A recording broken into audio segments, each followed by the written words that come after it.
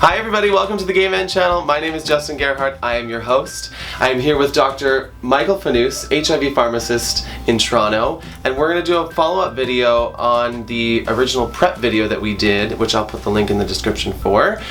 We had a lot of comments, so we want to answer some of those questions and just open up the conversation even more. So let's get right to business, shall we? What is Truvada? So Truvada is a combination product of two anti-HIV, or what we say antiretroviral medications put into one tablet. It's been out for almost 10 years to treat HIV. And when we say treat HIV, it means those that are HIV positive could take this medication as part of their regimen, as part of a combination of drugs that suppresses the viral load. When people say, how can we trust this? This just got approved by Health Canada. That's actually not accurate, because Truvada as a drug sold by a company is Gilead in this case. We've had it available for over 10 years. For treatment. So when it's just approved, we're talking about its approval as PrEP, as pre-exposure prophylaxis. This means you don't have HIV and you're using this drug to prevent ever getting HIV. To prevent a transmission while you're on the medication, yes. Absolutely. Has this drug been properly tested? Good question. There were several trials that came out to show that Truvada worked really well in treatment, and this has been marketed and available in Canada and the United States and around the world for about a decade now. It's very well tolerated. It's better tolerated than some of the older drugs we had in treatment, but we still have some potential side effects that we've monitored people on PrEP and people in treatment for years, and when those issues pop up, we deal with them and we change their medication regimen, or we find other medications to add to the regimen. So how many different drugs are there? Just to give people a sense of, Truvada is one of how many that are being used? Truvada and other combination tablets, there's about 25 or more of them on the market in Canada right now. So far, up till today, 2016, only one product, which is Truvada, is approved in Canada. But we're studying many, many more. That'll include injectable, long-acting anti-HIV medication, vaginal rings for women, and that prevents HIV. And then there's other oral medications, so tablets, that are being studied for the use of prevention. So to follow up with the question about PrEP replacing condoms, what's your opinion? Which we did talk about in the video, but I just want to be very clear with y'all. This has been a subject in the gay community since PrEP was invented. Is this going to replace condoms, or does this promote condomless sex? This is an issue that, as a healthcare worker, I can tell you that condoms were not being used, or not effectively being used 100% of the time anyway. So when PrEP is being discussed, remember, this isn't something to replace existing prevention methods such as condoms, or something I even want to talk about today is treatment as prevention. This is an additional tool. Is PrEP the only other prevention strategy for HIV? No, not at all. We have another very effective prevention strategy called treatment as prevention. And this is one that I work in every day, and it's finding effective treatments that suppress the virus in people who are HIV positive and want to remain undetectable. Now, expand on what undetectable really means. So an undetectable viral load basically means a very low amount of virus in the blood, which we measure as copies per milliliter of blood. When someone is undetectable or has an undetectable viral load, they also have a viral load that's undetectable in their body fluids, so semen and other body fluids, to prevent the transmission of the virus. When somebody's undetectable, that's a test that's taken how often?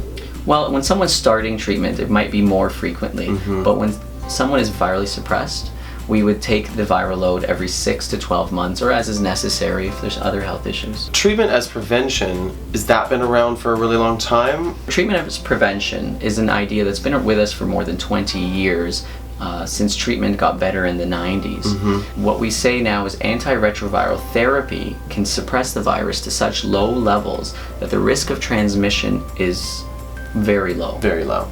Now again, this is not to say that it's impossible, it's just that it's so low that it very rarely would happen. If you had condomless sex, or if you weren't on PrEP. What is the difference between PEP and PrEP? These are now two confusing things that we've added. Good question. And they're very similar sounding, so I feel like people get a little confused. PEP PEP, PrEP, PrEP. Yeah, little r. Yeah. So PEP is post-exposure prophylaxis. And this has been out a lot longer than the use of PrEP or pre-exposure. Okay. Post-exposure prophylaxis is HIV medications given to someone who's HIV negative when there's a potential exposure, and they can take the medication for 28 days after exposure, but they have to start right away within 72 hours of this episode of when they were exposed, whether it's a needle prick or a condom breaking or condomless sex. So the medication is started and then continued for 28 days after. Now this medication is similar or is exactly the same as PrEP's medication. It can be. It can contain Truvada, it can contain other medications used in HIV, but the idea is that it's a combination of HIV medications that someone can take to prevent an HIV infection if they take it right away after exposure. Then it was studied of taking HIV medications prior to exposure, if this would reduce the risk of transmission, and it was found to be very effective. What kind of studies have been done to test all these treatments and treatments as prevention? There were 2 really good studies done without the use of PrEP to see if HIV negative people can remain uninfected when having sex with partners who are HIV positive. The first study is called HPTN-052, and the second one was the partner study, which is still ongoing as partner 2. They were looking at how many people would get HIV if their partner who's HIV positive is on treatment and has an undetectable viral load. Now the partner that is HIV negative can't be on PrEP, can't be using condoms. Correct. And then they wanted to see whether the virus would actually be transmitted between the 2 partners. Correct. The idea was to look at how many transmissions in 1 year of 44,500 sexual acts.